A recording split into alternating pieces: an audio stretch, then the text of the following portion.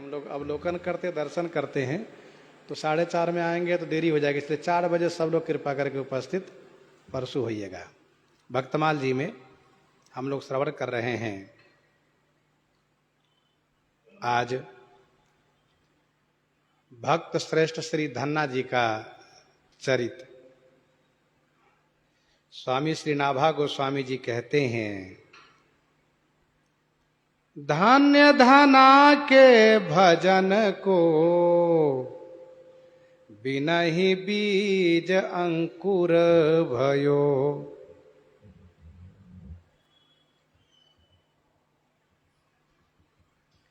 धन्य धना के भजन।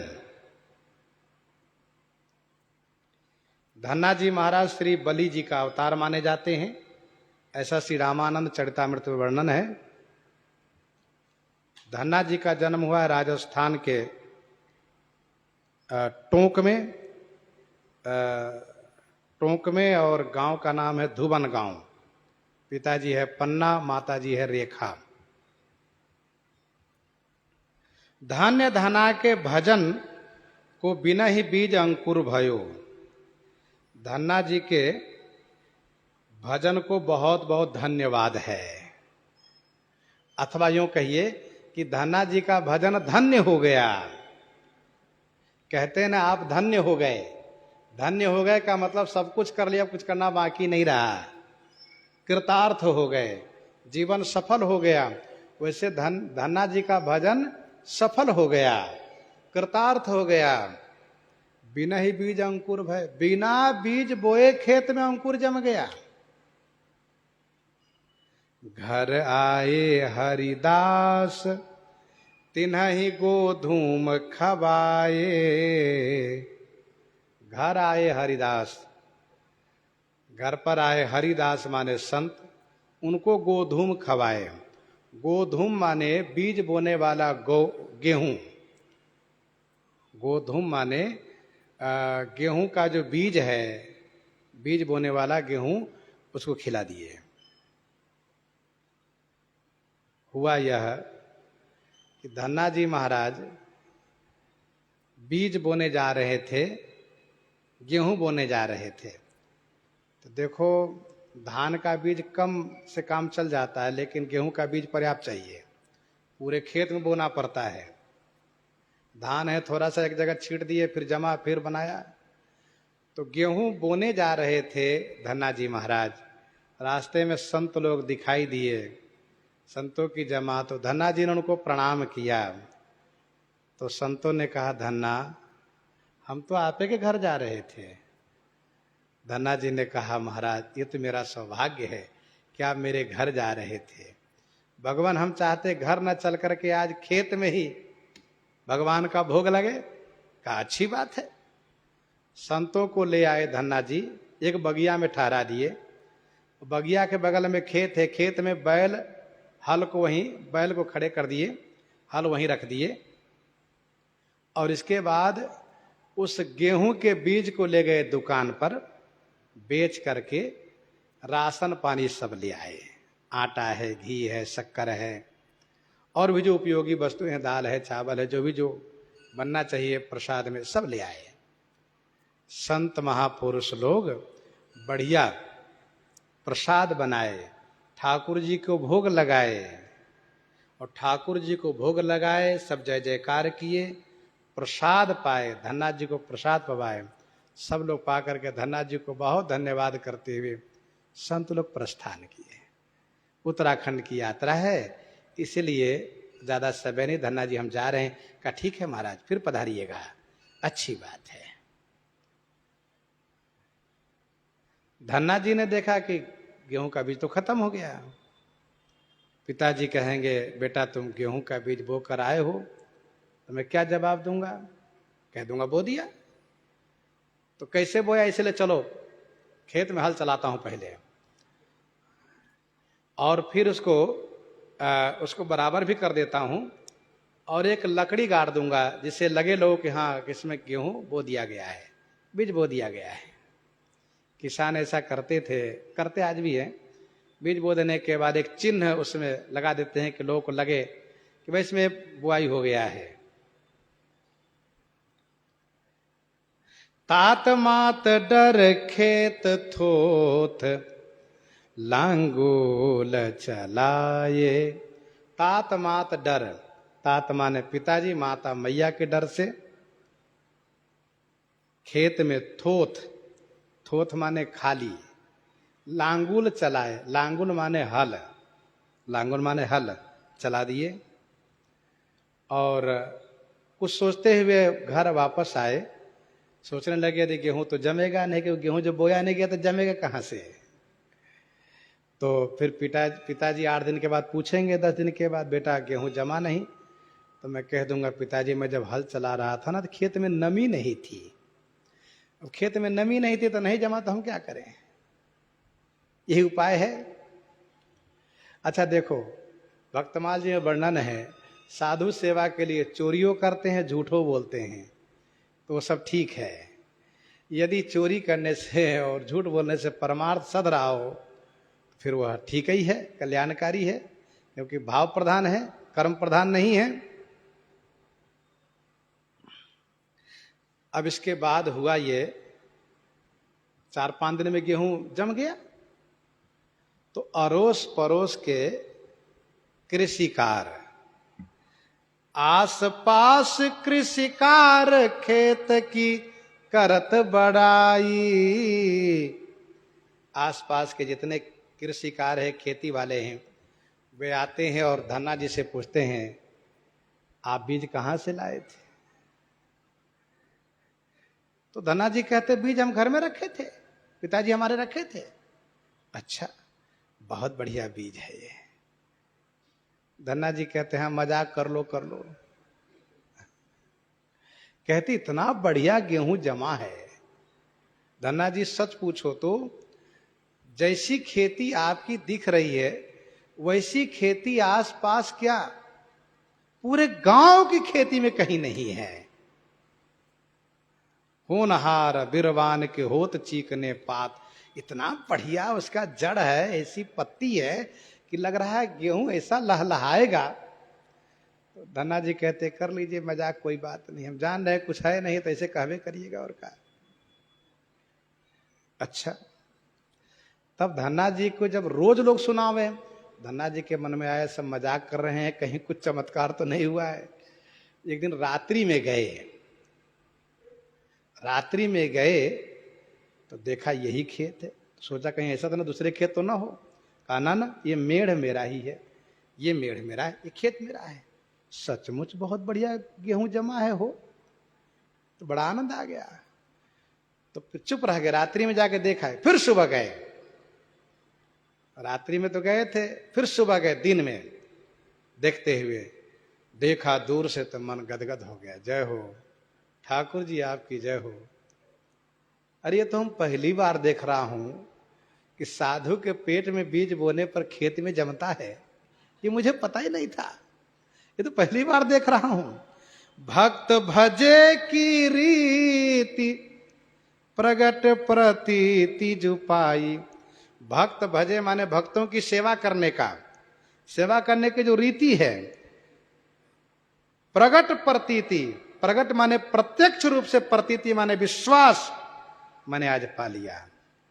धन्य हो प्रभु, अब हम निश्चिंत हो गए।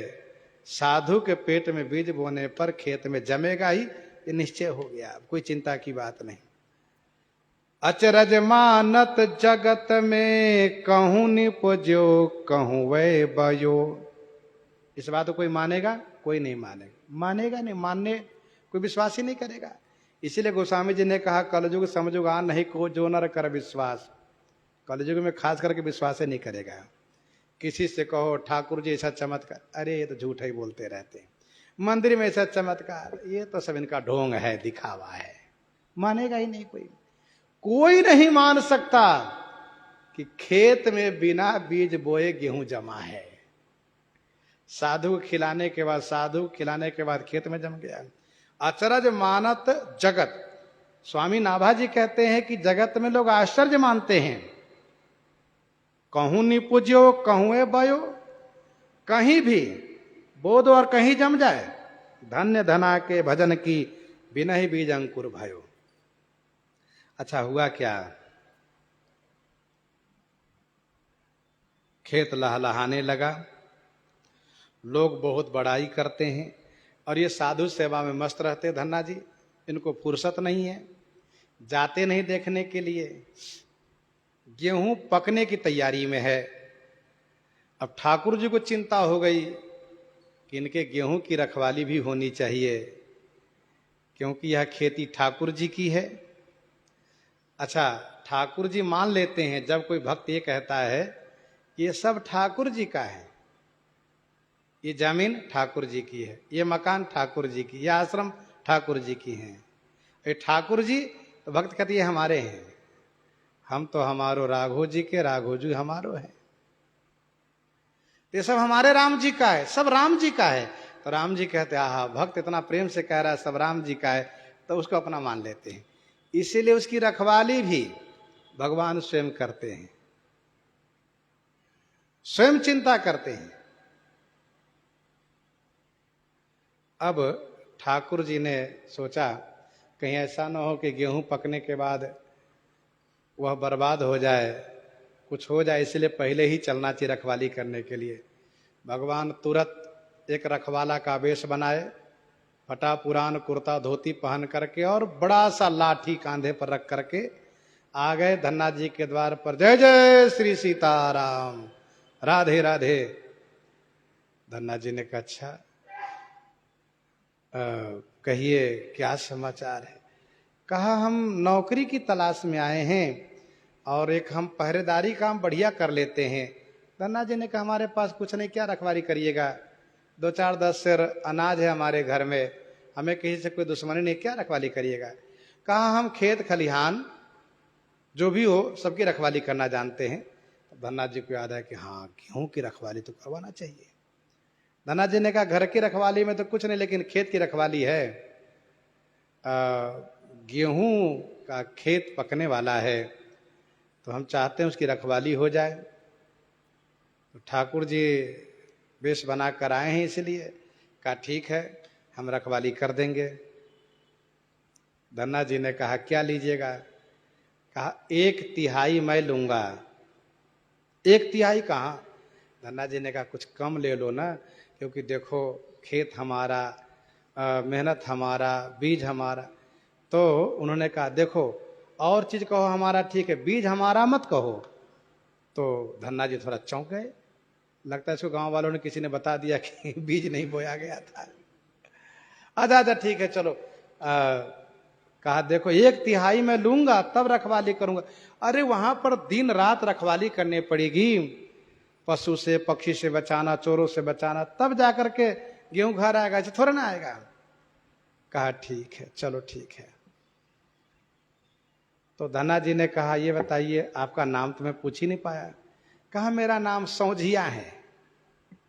अच्छा कहाँ सौझिया कहाँ। तो ठाकुर जी ने कहा सुनो एक काम करना पड़ेगा, हम खेत की रखवाली करेंगे तो खेत में 24 घंटा वहीं रहेंगे, भोजन वहीं पहुंचाना पड़ेगा, वहीं मैं पाऊंगा, यहां घर नहीं आऊंगा। अच्छा ठाकुर जी जब आए हैं भले ही वो रखवाला के वेश बना के आए, ठाकुर जी चाहे जो बन जाए, ठाकुर जी तो ठाकुर जी हैं, उनकी वाणी ऐसी मोहनी होती है कि सामने वाला कुछ बोल नहीं सकता। ठाकुर जी ने कहा सुनो भोजन ही नहीं कपड़े भी देना पड़ेगा। तो धन्ना जी के मन में आया कि वह तो 1/3 गेहूं भी लोगे और कपड़ा भी भोजन भी, लेकिन कुछ मना नहीं किया। कहा ठीक है सब मिलेगा, रखवाली करना। कहा समय से मुझे भोजन पहुंचा दीजिए। कहा ठीक है। अब धन्ना जी ठीक यहां पर भोजन तैयार होने के बाद जिससे भोग लगा तुरंत वहां पहुंचाते हैं और पवा के आकर के तब संतों को पवाते अपने पाते हैं। ये इनकी उपासना है, उपासना का भी निर्वाह हो रहा है। अब हुआ ये एक दिन देरी हो गई तो धन्ना जी भोजन लेके पहुंचे तो खर्राटे ले रहे हैं, सौझिया साहब सो रहे हैं। सोचा रात्रि भर जगा होता है, रात्रि भर जगता है, रखवाली करता है, कोई बात नहीं सोने दो। फिर सोचते हैं अरे भूखे को जगा के भोजन कराना भी धर्म कहता है, ऐसे नहीं कि चल दो बेचारा भूखा रह जाए, कोई भूखा है तो उसको जगा के भोजन करा दो, फिर बाद में सो लेगा वो। तब धन्ना जी के मन में आया इनको जगाऊं, तो धीरे से चादर खींचा बड़ा मैला चादर ओढ़ करके सो रहा है समझिया साहब। जैसे चादर खींचा वैसे ही नील सरोरु नील मणि नील निर्मल निर्धर श्याम, इनकी आंखें खुली के खुली रह गई। अरे ये कौन? खर्राटे ले रहे हैं बढ़िया से। टुकुर टुकुर देखते रह गए, काफी देर तक देखते रह गए। इसके बाद ठाकुर जी जम्हाई लेते हुए, अंगड़ाई लेते हुए उठते हैं और फिर आनंद फानंद तुरंत अपने बेस में आ जाते हैं। अब ये धन्ना जी उनको स्तुति करने लगे तो ठाकुर जी ने कहा, क्या हो गया आपको, क्या कर रहे हैं आप? कहा, मेरे नाथ मेरे संग। अरे मैं नाथ कब से बन गया, मैं स्वामी कब से बन गया? अब धन्ना जी रो रहे हैं, प्रभु मुझसे बड़ी गलती हुई। तब ठाकुर जी ने कहा, हम समझ रहे हैं, कल गेहूं कटने वाला है इसलिए नाटक फैला रहे हो जिससे कि 1/3 देना न पड़े। धन्ना जी ने कहा, साहब 1/3 क्यों, सब आप ही का तो है, सब ले लीजिए। कहा, नहीं नहीं, मैं कोई भगवान नहीं हूं और सब नाटक नहीं चलेगा। मैं पंचायत करूंगा और पंचायत में अपना हिस्सा लेके रहूंगा। धन्ना जी रो रहे क्योंकि वो स्वयं प्रत्यक्ष देख चुके हैं। अब मान लो सुनी हुई बात हो तो उसको कोई भरमा दे, और स्वयं नेत्र खोल के देखे हैं और पूरा दर्शन करके आनंदित हुए हैं। अब वो तो उनको कोई भटका नहीं सकता है। धन्ना जी रोए जा रहे हैं, हाथ जोड़े हैं, स्तुति कर रहे हैं। तब ठाकुर जी समझ गए कि ये तो सही में देख लिया है, और ठाकुर जी इन पर कृपा किए ही थे, इसीलिए इस तरह से ऐसी लीला किए थे। ठाकुर जी प्रकट हुए, धन्ना जी का जीवन धन्य हुआ, बड़े आनंदित हुए। धन्ना जी ने कहा, प्रभु आप भी बहुत सुंदर लीला कर लेते हैं। ठाकुर जी ने कहा, खेती मेरी है, रखवाली करना ये मेरी जिम्मेदारी थी, इसलिए मैंने किया। यदि हम नहीं करेंगे तो संतों की सेवा कैसे होगी? इस प्रकार से क्या करके धन्ना जी को और आनंदित कर दिए, कृतकृत कर दिए। इस प्रकार से 56 में स्वामी नाभा गोस्वामी जी ने इनका चरित्र प्रस्तुत किया है। और इसके बाद कवित्व में कुछ और विशेष चरित्र जो प्रस्तुत करते हैं उसका श्रवण आगे करेंगे। इन्हीं के साथ आज सीताराम सीताराम सीता राम सीताराम सीता